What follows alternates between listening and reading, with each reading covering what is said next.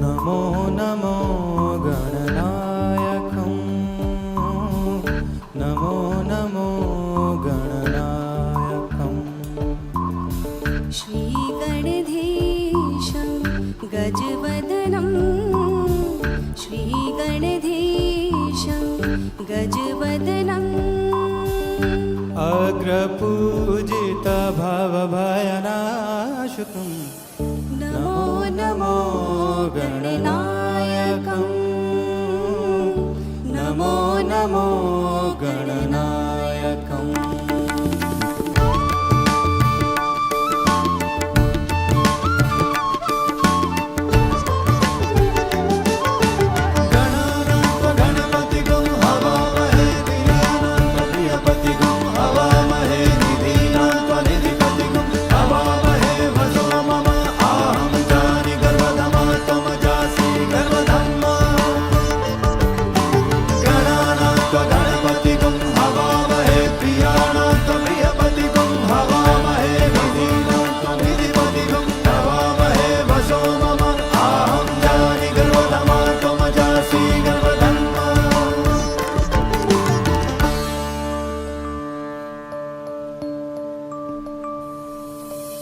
प्रथमेश्वर विघ्नेश्वर आदिसुताय लंबोदरम् एकदन्ताय विद्महे वक्रतुण्डाय धीमहि तन्नो दन्ती प्रचोदयात् एकदन्ताय विद्महे वक्रतुण्डाय धीमहि तन्नो दन्ती प्रचोदयात् एकदन्ताय विद्महे वक्रतुण्डाय धीमहि तन्नो दन्ती प्रचोदयात्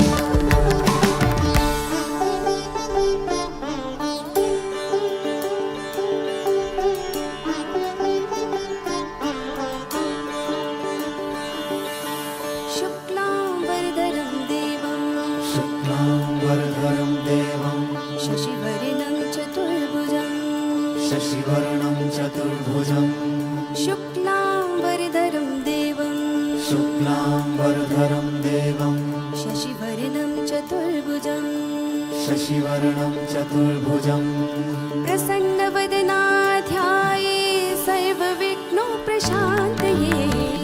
नमो नमो गणनायकं नमो नमो गणनायकम्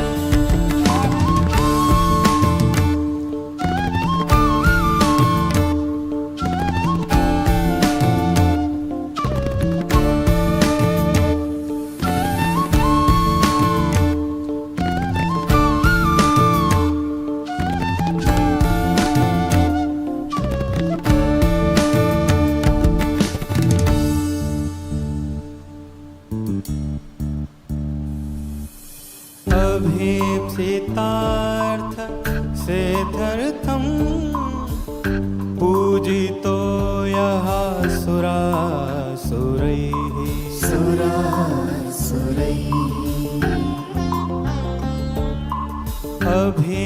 अभीप्सितार्थ सिद्ध्यर्थं पूजितो यः सुरासुरैः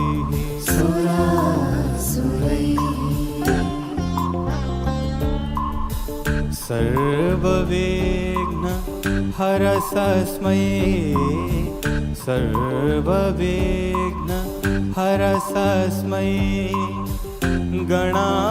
गणाधिपतये नमः तकिटदा धागे धागे तिट तकिटदा धागे धागे तिट धागे धागे तिट तकिटदा तनकिटदा तनकिटदा तनकिट गणानां गणपतिगं हवामहे प्रियाणां प्रियपतिगं हवामहे निधीनां निधिपतिगं हवामहे वसो मम आहं चारि गर्वनमा त्वं जा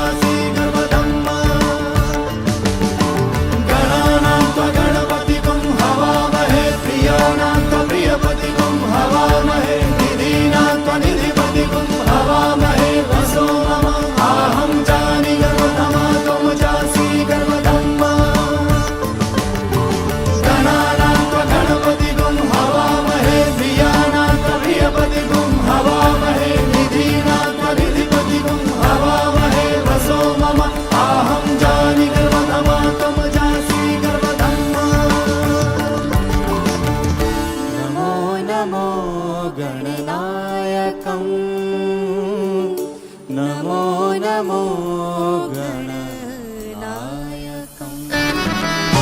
आई आई दिवाली खुशियाँ लेके है आई, छाई छाई बाहर चारों ओर है छाई।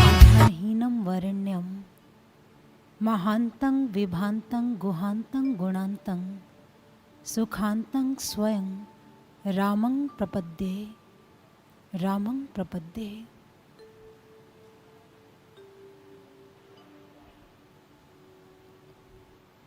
जो विशुद्ध सच्चिदानंद स्वरूप है,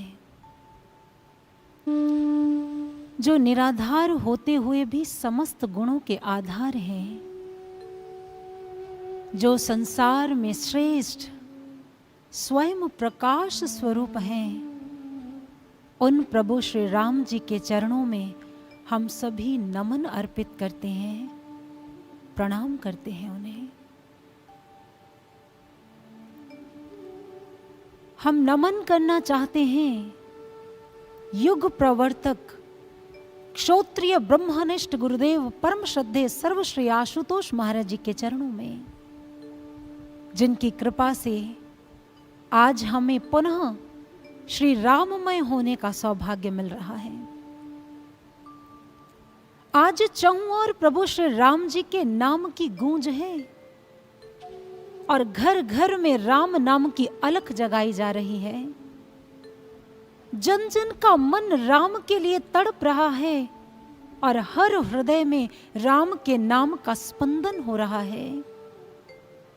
पृथ्वी, प्रकृति, जीव प्रभु श्री राम जी के नाम के घोष से आह्लादित हो रहे हैं और ऐसे दिव्य मनोरम वातावरण में हमें सौभाग्य मिल रहा है प्रभु श्री राम जी की कथा को सुनने का, उसे अपने जीवन में धारण करने का, गुरुदेव परम श्रद्धेय सर्व श्री आशुतोष महाराज जी की कृपा से। जब जब भी मानवीय मूल्यों से ओतप्रोत विश्व के महान विभूतियों के जीवनियों पर दृष्टिपात करते हैं, तो प्रभु श्री राम जी का जीवन चरित्र सर्वोपरि प्रतिभासित होता है। प्रभु श्री राम जी के व्यक्तित्व की एक विशेषता है सज्जनों, विरोधी से विरोधी तथा वैदिक संस्कृति का प्रतिद्वंद्वी भी मेरे प्रभु के व्यक्तित्व से प्रभावित हुए बिना नहीं रह सकता। आप किसी विधर्मी से पूछ लें, पुत्र कैसा चाहिए, राज्य कैसा होना चाहिए, तो आपको एक ही ध्वनि सुनाई देगी, राम जैसा पुत्र, राम जैसा व्यवहार, राम जैसा राज्य और राम जैसा संस्कार। यदि आप वैदिक संस्कृति का साकार स्वरूप देखना चाहते हैं ना, तो आप प्रभु श्री राम जी में प्रत्यक्ष रूप में देख सकते हैं। किसी ने बहुत सुंदर कहा, राम दवा है रोग नहीं है सुन लेना, राम त्याग है भोग नहीं है सुन लेना, राम क्षमा है क्रोध नहीं है सुन लेना, राम सत्य है शोध नहीं है सुन लेना। कितनी सुंदर बात कही। प्रभु श्री राम सत्य हैं, वो शोध नहीं है। Ram is not a character who lived in history, lord Ram is a way of life. प्रभु श्री राम जी केवल नाम भर नहीं है, वो जन जन के कंठहार हैं, मन है, प्राण है, जीवन आधार है, वो सर्वस्व है भक्तों का। He is a way of life है। प्रभु श्री राम जी से ही तो भारत अर्थ पाता है, वो भारत के प्रतिरूप हैं और भारत उनका प्रतिरूप है। इन्हीं से ही तो जन जीवन की सार्थकता को पाता है। प्रभु श्री राम जी की दृष्टि से ही तो कोटि कोटि जन अपने जग और जीवन को देखता है, और प्रभु श्री राम जी के दृष्टिकोण से ही तो अपने जीवन के संदर्भों, घटनाओं, प्रतिघटनाओं का विश्लेषण व मूल्यांकन करता है। प्रभु श्री राम जी को भारत से अलग करने के लिए भले ही कितने कुचक्र चलाए जा चुके हों या चलाए जा रहे हों, कितनी भी कुचाले चली जा चुकी हूं या चली जा रही हूं, मैं एक बात कहना चाहूंगी, कोई भी प्रभु श्री राम जी को भारत से और भारत को प्रभु श्री राम से अलग नहीं कर सकता, क्योंकि प्रभु श्री राम भारत का पर्याय हैं। प्रभु श्री राम भारत की आत्मा है। प्रभु श्री राम निर्विकल्प है सज्जनों, जिनका कोई विकल्प ही नहीं है पूरी दुनिया में, वो निर्विकल्प हैं। ऐसे हैं प्रभु श्री राम जी। जिस प्रकार से आत्मा को देह से और देह को आत्मा से भला कोई विलग कर सकता है अपने आप? कोई नहीं कर सकता, किसी में इतना साहस नहीं है। ठीक इसी प्रकार से मेरे प्रभु को भारत से और भारत को प्रभु श्री राम जी से कोई अलग कर ही नहीं सकता है। कैसे करेगा? प्रभु श्री राम जी के सुख से ही तो भारत का सुख आश्रय पाता है। प्रभु श्री राम जी के दुख से ही तो भारत का कोटि कोटि जन अश्रुओं के सागर में डूब जाता है। जानते हैं वो अश्रु भी कैसे होते हैं? वो अश्रु भी पुनीत होते हैं, पावन होते हैं, निर्मल होते हैं, जिसमें ना अपना बचता है, ना पराया बचता है, ना राग बचता है, ना द्वेष बचता है, ना विकार बचता है सज्जनों, ना विचार बचता है। बचता है यदि कुछ शेष रहते हैं तो वो मेरे प्रभु रहते हैं। कैसा अद्भुत चरित्र है। युगों से सुनते आ रहे हैं, लेकिन अभी भी सुनने की अभिलाषा बनी रहती है। युगों से बाँचते आ रहे हैं, लेकिन अभी भी प्रभु श्री राम जी को बाँचने की अभिलाषा शेष रहती है। और इतना बाँचने के बाद, इतना गाने के बाद, इतना लिखने के बाद भी रसास्वादन ज्यों का त्यों बना रहता है। यही मेरे प्रभु के व्यक्तित्व की विशेषता है। यहां तक कि इस कथा को अभिनीत करने वाले, कहने वाले, सुनने वाले, बोलने वाले, गाने वाले, लिखने वाले भी श्रद्धा के प्रतीक बन जाते हैं। उनका हार जीत, मान अपमान, दुख सुख, हमें अपना दुख सुख लगने लग जाता है। क्यों? क्योंकि वो मेरे राम की कथा को बाँचते हैं। हर व्यक्ति को ऐसा प्रतीत होता है, राम के कारण हर व्यक्ति हर हृदय से जुड़ जाता है। ऐसे बसे हैं भारत और भारतीयों के हृदय में प्रभु श्री राम जी। यह कहना अतिशयोक्तिपूर्ण नहीं होगा। आप प्रभु श्री राम जी को दशरथ नंदन राम कह लें, आप उन्हें इक्ष्वाकु वंश राम कह लें, जानकी के राम कह लें, भक्तों के राम कह लें, या तुलसी के राम कह लें, वो तो भारतीय संस्कृति के प्राणों के प्राण हैं। वो संपूर्ण विश्व के महान नायक हैं। वो जन जन के प्रिय हैं। एक बात जरूर कहना चाहूंगी, ये जितनी भी उपाधियां हैं ना, ये प्रभु श्री राम जी को उपहार में नहीं मिली हैं। प्रभु श्री राम जी ने तपाया है, स्वयं को स्वर्ण सा गलाया है, फिर जाकर वो जन जन के प्रिय राम बन पाए हैं, उससे पहले नहीं। किसी लेखक ने, किसी राइटर ने प्रभु श्री राम जी के तप त्याग के विषय में लिखते हुए बहुत सुंदर कहा, सारा जग है प्रेरणा, प्रभाव सिर्फ राम है, भाव सूचियां बहुत है, भाव सिर्फ राम है। कामनाएं त्याग पुण्य काम की तलाश में, राजपाट त्याग पुण्य काम की तलाश में, तीर्थ खुद भटक रहे थे धाम की तलाश में, न तो दाम न किसी ही नाम की तलाश में, राम वन गए थे खुद राम की तलाश में। आप में ही आपका, आप से ही आपका चुनाव सिर्फ राम है, भाव सूचियां बहुत हैं, भाव सिर्फ राम है। ढाल में ढले समय के शस्त्र में ढले सदा, सूर्य थे मगर सरल दीप से जले सदा, ताप में तपे स्वयं स्वर्ण से गले सदा, राम ऐसा पथ है जिस पर राम ही चले सदा। दुखों के अभाव में अभाव सिर्फ राम है, भाव सूचियां बहुत है, भाव सिर्फ राम है। ऋण जो थे मनुष्यता के वो उतारते रहे, जन जन को तारते रहे तो मन को मारते रहे, एक सदी का दोष खुद पे धारते रहे, जानकी तो जीत गई राम हारते रहे। सारे दुख कहानियां है, दुख की सब कहानियां, घाव सिर्फ राम है, भाव सूचियां बहुत है, भाव सिर्फ राम है। सबके अपने दुख थे, सबके दुख चले गए, वो जो आस दे गए थे वो ही सांस ले गए, कि राम राज की आस में दिए जले गए, राम राज आ गया तो राम ही चले गए। हर घड़ी नया नया स्वभाव सिर्फ राम है, भाव सूचियां बहुत हैं, भाव सिर्फ राम है। जग की सब पहेलियों का देके कैसा हल गए, लोगों के जो प्रश्न थे वो शोक में बदल गए, सिद्ध कुछ हुए ना दोष, दोष सारे टल गए। सीता आग में ना जली, राम जल में जल गए, सीता आग में ना जली, राम जल में जल गए। ऐसा त्याग है मेरे प्रभु का। उन्हें ये उपहार में नहीं मिली जन जन प्रियता, तब पाया है उन्होंने। और ऐसे तपोनिधि तत्ववेता प्रभु श्री राम जो मर्यादा पुरुषोत्तम हैं, आइए उन तपोनिधि के चरणों में वंदन अर्पित करते हैं, उनकी महिमा का गान करते हैं। और कैसे करते हैं, आइए भक्त मंडली से सुनते हैं। आइए। आए आए दिवाली खुशियाँ लेके है आई, छाई छाई बाहर।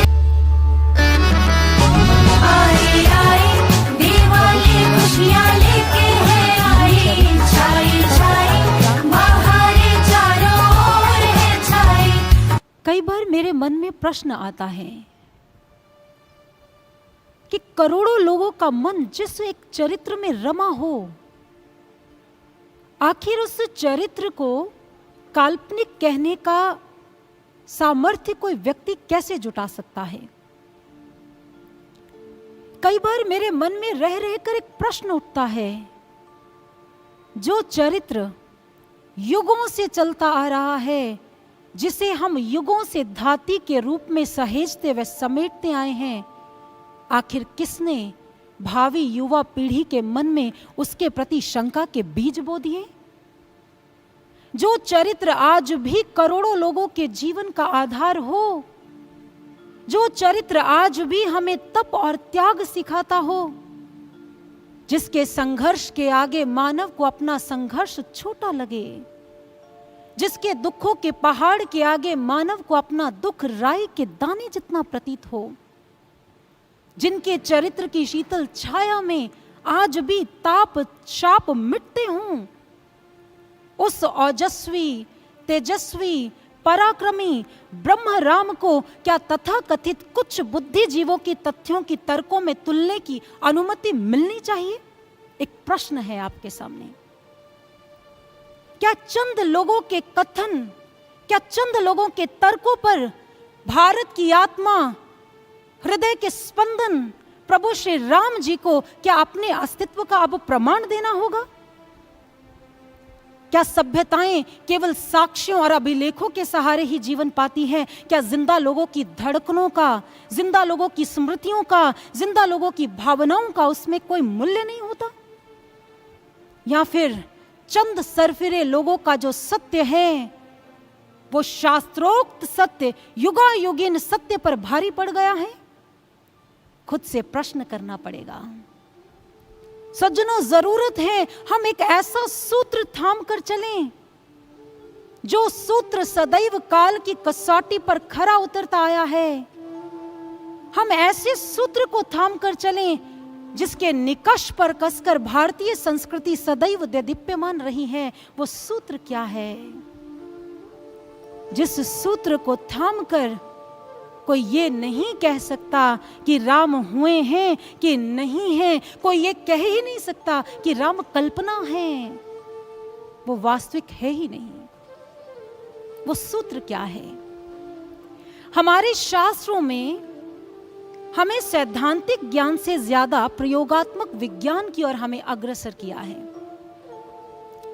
सैद्धांतिक ज्ञान और प्रयोगात्मक विज्ञान में क्या अंतर होता है, आइए एक उदाहरण के माध्यम से समझते हैं। कहते हैं कि वर्नर हाइजेनबर्ग भौतिकी सैद्धांतिक वैज्ञानिक हुए हैं, जिन्होंने दुनिया के समक्ष अनसर्टेनिटी प्रिंसिपल को रखा, अनिश्चितता के नियम को। कहते हैं इस भौतिकी विज्ञानी के द्वार पर एक बार असफलता ने दस्तक दी, जब 23 जुलाई 1923 में हाइजेनबर्ग पहुंच गए अपनी डॉक्टर की उपाधि लेने के लिए 4 प्रोफेसर्स के समक्ष परीक्षा देने हेतु। तो उनमें से प्रोफेसर्स ने एक एक कर उनसे प्रश्न पूछे और हाइजेनबर्ग ने बहुत बखूबी उत्तर दिए, संतोषजनक उत्तर दिए। लेकिन उसी रॉ में एक प्रोफेसर बैठे हुए थे। उन्होंने उस भौतिकी शास्त्री से एक्सपेरिमेंटल टेक्निक से जुड़ा हुआ एक प्रश्न पूछ लिया, प्रयोगात्मक विज्ञान से संबंधित प्रश्न। जानते हैं क्या हुआ? सिद्धांतों का ज्ञान रखने वाला वो वैज्ञानिक मौन हो गया, आगे से उत्तर आना बंद हो गया। जिस समय प्रोफेसर ने देखा वो आश्चर्यचकित हो गए। उन्होंने कहा, हाइजेनबर्ग, कुछ और नहीं तो प्रयोगात्मक विज्ञान का मूलभूत प्रश्न का उत्तर दे दो। बैटरी कैसे काम करती है आप जानकर हैरान होंगे कि वो ये भी नहीं जान पाया, वो भी बता नहीं पाया। गुरुदेव सर श्री आशुतोष महाराज जी कहते हैं, जो अध्यात्म जगत की ओर बढ़ रहे हैं ना, जो ईश्वर को पाने के लिए भक्ति करना चाहते हैं या कर रहे हैं, उनके लिए ये एग्जाम्पल बहुत सटीक है। कैसे? गुरुदेव सर श्री आशुतोष महाराज जी कहते हैं, अध्यात्म के दो पक्ष होते हैं। पहला सैद्धांतिक पक्ष और दूसरा प्रयोगात्मक पक्ष। चलिए मैं आपको लेकर जाना चाहती हूं सैद्धांतिक पक्ष की ओर। सैद्धांतिक पक्ष होता है चर्चा, कहानी, गाथाएं, गोष्ठियां, सभाएं, वार्तालाप जो हम कर रहे हैं या करते हैं या सुनते हैं। हम उनके सिद्धांतों की चर्चा करते हैं। लेकिन प्रयोगात्मक विज्ञान होता है जो हम सिद्धांत सुन रहे हैं, पढ़ रहे हैं, उसका प्रत्यक्ष अनुभव कर लेना, प्रैक्टिकल एक्सपीरियंस कर लेना। जैसे हम आज तक जानते हैं वो ब्रह्म सूर्य के समान प्रकाशमय है, जानते हैं ना? लेकिन हम केवल उनको पढ़ा है, सुना है, लेकिन अनुभव कभी नहीं किया। लेकिन वेद कहते हैं, वेदाह मेहतं पुरुषं महांतम आदित्य वर्णं तमसः परस्तात् तमेव विदित्वाति मृत्युमेति नान्य पंथा विद्यते य नाय। देखिए कितना बड़ा अंतर है। उन्होंने कहा, मैं उस महान पुरुष को जानता हूं। किन पुरुष को? जो आदित्य के समान प्रकाशमय है। यदि मैं एक पंक्ति में अपनी बात को खत्म करना चाहूं या आपको समझाना चाहूं तो मैं यही कहना चाहूंगी कि सिद्धांतिक ज्ञान को जीवन में अनुभव कर लेना ही प्रयोगात्मक विज्ञान है और वास्तव में यही अध्यात्म की सफलता है। अध्यात्म का समीकरण ही यह है, सैद्धांतिक ज्ञान प्लस प्रयोगात्मक विज्ञान इज इक्वल टू अध्यात्म। जिस अध्यात्म के विषय में भगवान श्री कृष्ण गीता में कहते हैं, ज्ञानं विज्ञान सहितं यज् ज्ञात्वा मोक्ष से अशुभात।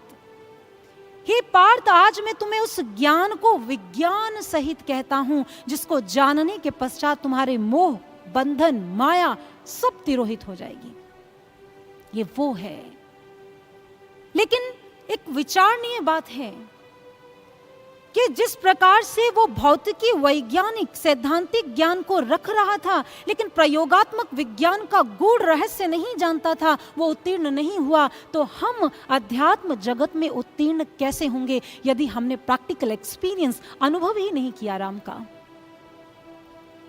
राम के लिए कहानियां वही बुनते हैं जो प्रभु श्री राम को जानते नहीं हैं। जो प्रभु को देख लेते हैं उनके लिए राम कल्पना हो ही नहीं सकता है। राम बातों का विषय नहीं है, प्रभु श्री राम कहानियों का विषय नहीं है। सज्जनों, प्रभु श्री राम तो प्रैक्टिकल एक्सपीरियंस है, face to face encounter with the divine reality है। हम उसका अनुभव करेंगे, फिर कभी भी यह कह नहीं पाएंगे प्रभु श्री राम हुए हैं या नहीं हुए हैं, फिर हम अनुभव कर लेंगे। और आज मुझे ये कहते हुए बहुत गर्व महसूस हो रहा है, बहुत गर्व, कि सैद्धांतिक ज्ञान से भरे हुए समाज में गुरुदेव परम श्रद्धेय सर्वश्री आशुतोष महाराज जी के द्वारा संस्थापित दिव्य ज्योति जागृति संस्थान एक ऐसा संस्थान है जो सिद्धांतों की बात नहीं करता है। सज्जनों, जो प्रयोगात्मक विज्ञान की बात करता है, वो राम की बात नहीं करता है, वो राम को दिखाने की बात करता है, वो घट घट में राम की लौ जलाने की बात करता है। ये दिव्य ज्योति जागृति संस्थान है। गुरुदेव सर श्री आशुतोष महाराज जी, अध्यात्म क्रांति की ऐसी प्रचंड मशाल है, ये कहना अतिशयोक्तिपूर्ण नहीं होगा। वो ऐसी प्रचंड आंधी है सज्जनों, जो अध्यात्म के बीच में जो कुरीतियां हैं, जो अंध धारणाएं हैं, जो विचार हैं, जो दुर्भावनाएं हैं, उन्हें जड़ से उखाड़ने का दम रखती है। ऐसी प्रचंड क्रांति है दिव्य ज्योति जागृति संस्थान।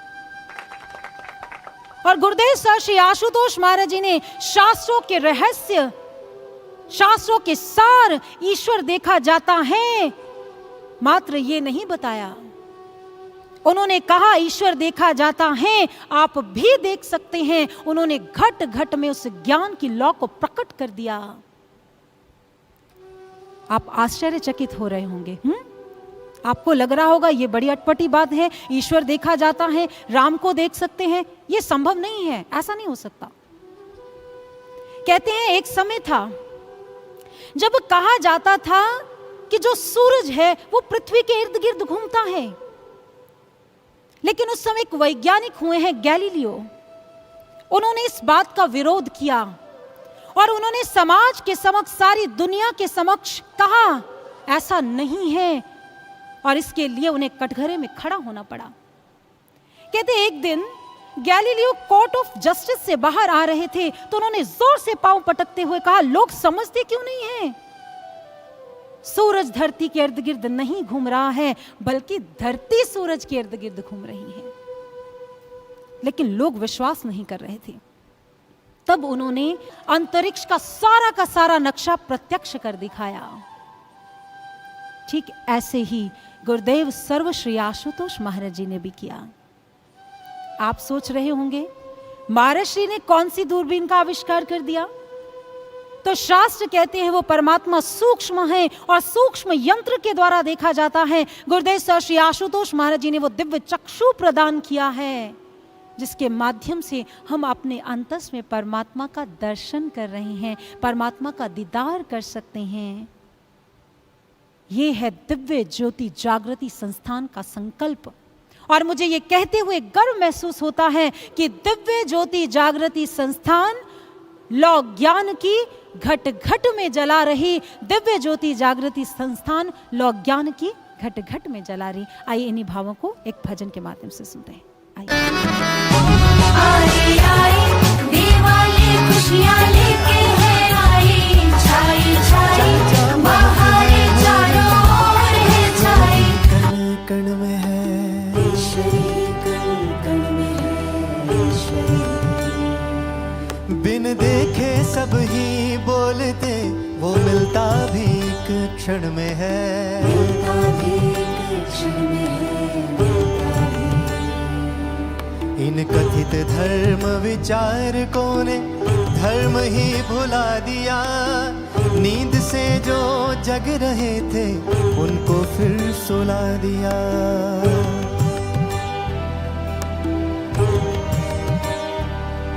पर आज फिर आवाज एक,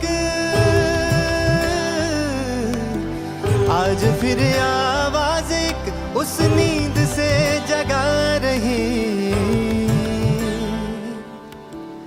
दिव्य ज्योति जागृति लौ ज्ञान की जला रही, एक लहर सी बदलाव की संसार में चला रही, दिव्य ज्योति जागृति लौ ज्ञान की जला रही, दिव्य ज्योति जागृति लौ ज्ञान की जला रही, दिव्य ज्योति जागृति लौ ज्ञान की जला रही,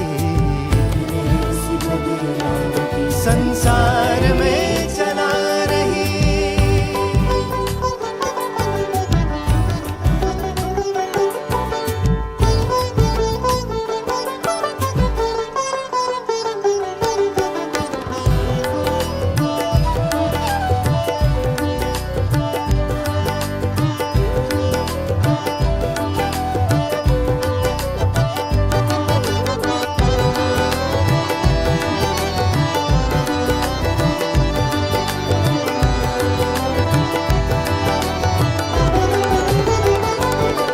जब प्यास हो जल पान की, क्या पर्याप्त है जल शास्त्र ही, क्या कर सकेगा तृप्ति वो बिन नीर के स्वर्ण पात्र भी।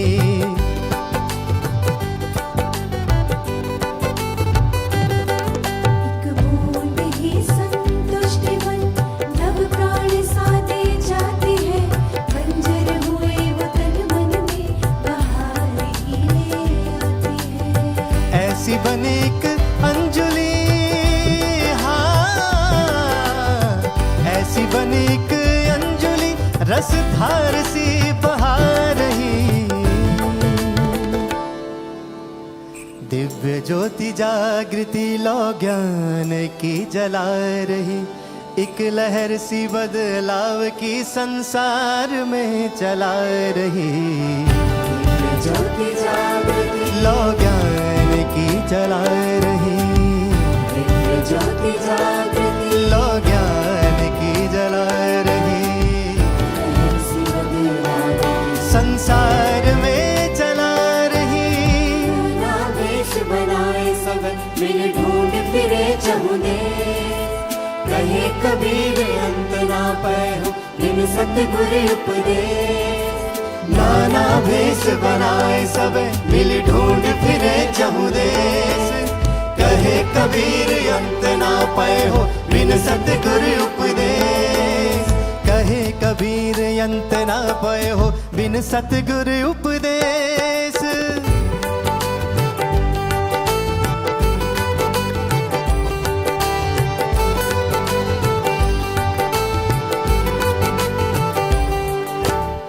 ब्रह्म साक्षात्कार की वो कहते बातें भूलो तुम, चुपचाप माला फेर लो, कीर्तन करो और झूमो तुम।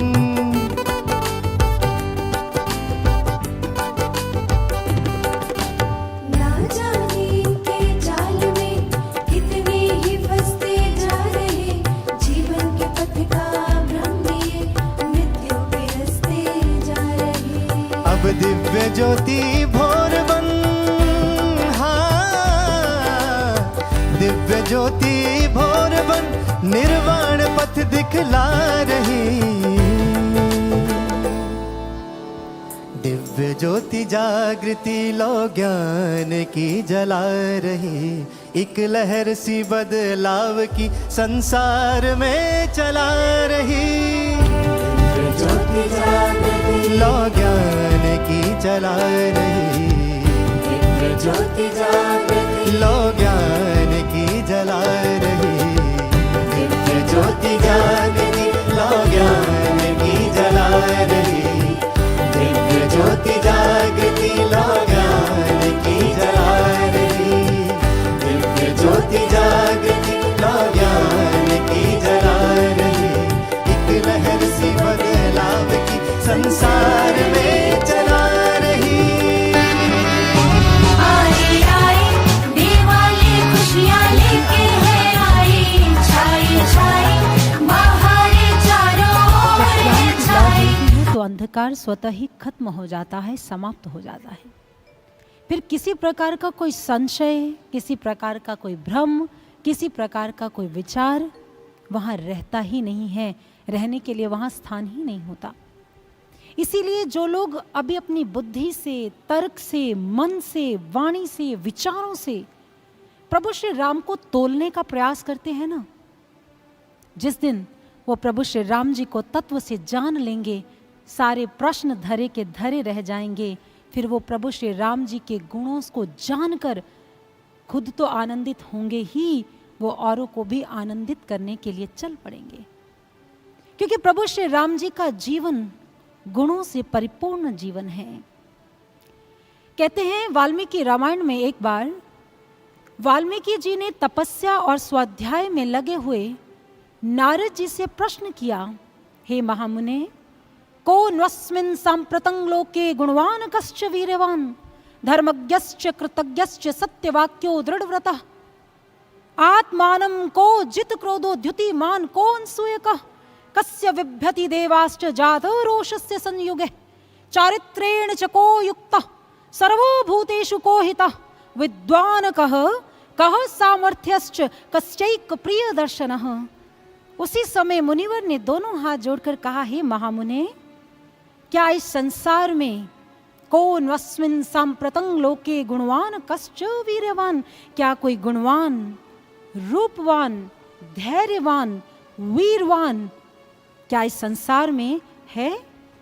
चारित्रेण च को युक्तः सर्वभूतेषु को हितः विद्वान कह सामर्थ्यश्च कश्चैक प्रिय दर्शनः, क्या चारित्रवान, बलवान, धीर बुद्धि वाला, दृढ़ प्रतिज्ञ, सत्यवादी, पर निंदा न करने वाला, क्या कोई संसार में ऐसा है?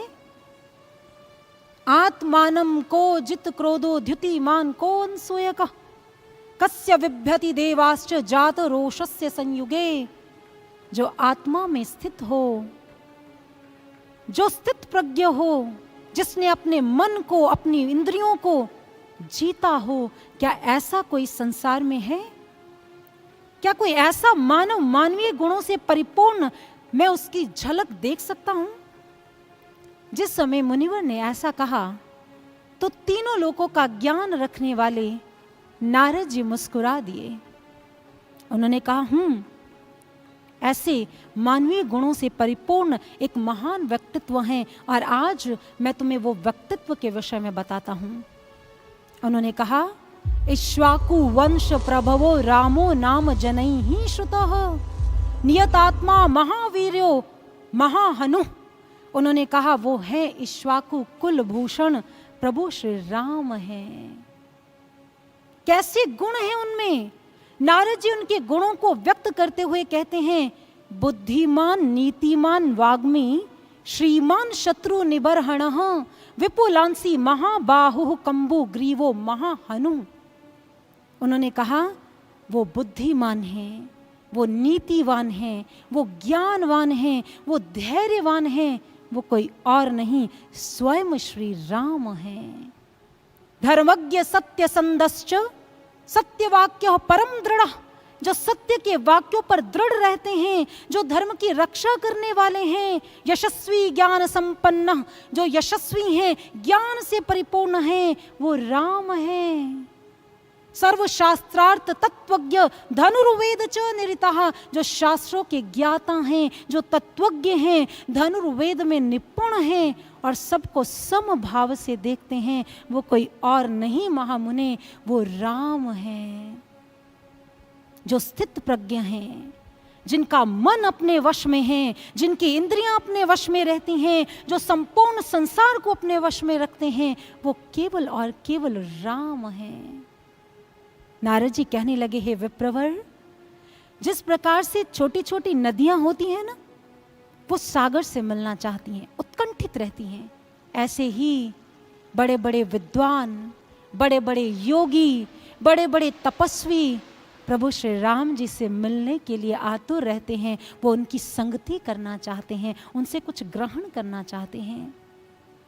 वाल्मीकि रामायण में प्रभु श्री राम जी के गुणों का वर्णन करते हुए कहते हैं, सच सर्वगुणोपेतः कौसल्यानंद पर्दनः समुद्र इव गांभीर्य धैर्येण हिमवानिव।